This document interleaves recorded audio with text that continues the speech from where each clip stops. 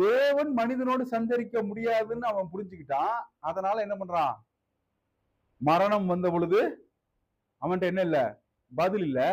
இப்ப தானியேலுக்கோ என்ன வெளிச்சம் இருக்குது? தானியேல் என்ன பண்றாப்ல?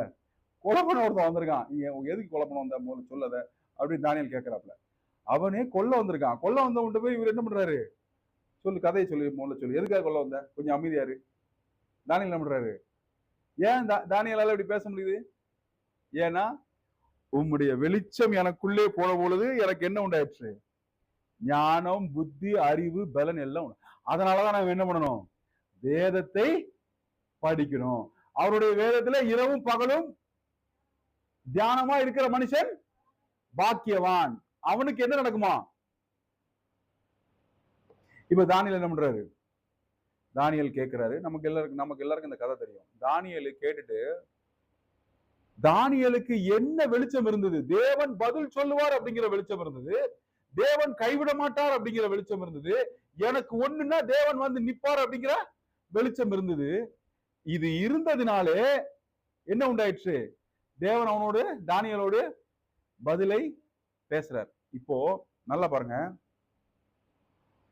உங்களுக்கு ஒரு எண்ணம் உண்டாகணும்னா உங்களுடைய மாம்சத்துல என்ன வேலை பார்க்கணும்? சொல்லுங்க, யோசிச்சு சொல்லுங்க. இதெல்லாம் நம்ம ஸ்கூல்ல சயின்ஸ்ல படிச்சிருக்கோம். ஒரு எண்ணம் உண்டாகணும். எண்ணம் எப்படி மூளையில உண்டாகுது? எப்படி உண்டாகுது? பாக்குறோம். கண்ணுல பாக்குறதே இப்படி வச்சுக்கலாமே. நீங்க கண்ணுல பாக்குறதே உங்க மூளைக்கு எப்படி டிரான்ஸ்பர் ஆகுது?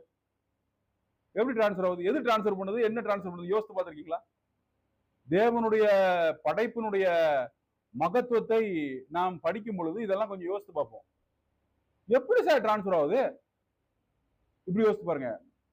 ஒரு இலை வெளிச்சத்தை உள்வாங்கி அது சத்தா உள்ள மாத்துதான். வெளிச்சம் எப்படி திருப்பி அங்க உள்ள சத்தா மாறுது? இல்ல, பூமியில இருக்கிற தண்ணி இளநீல எப்படி இடிக்குது? யார யோசித்து பார்த்திருக்கீங்களா? நிச்சயமா யோசித்து பார்த்திருக்கியாமா?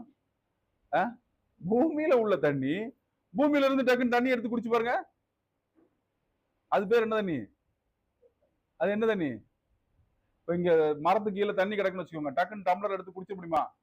நான் இப்ப தம்பிட்ட சொல்லணும், கிதியோன் நாங்க கீழே வேர்ல கொஞ்சம் தண்ணி இருக்கு, டம்ளர்ல எடுத்து வாப்பா அப்படின்னு சொல்லி டக்குன்னு குடிக்க முடியுமா? அதை யோசித்து பார்த்திருக்கீங்களா? ஆனா அந்த தண்ணி தான் என்ன வருது? இளநீல 80 ரூபா. ஏய், என் வீட்டு பக்கத்துல இருந்து சகதி தானே இது அப்படின்னு சொல்லி நம்ம என்ன கேட்கறது இல்ல. சகதிக்கும் இளநிக்கும் நடுவில் இருக்கிற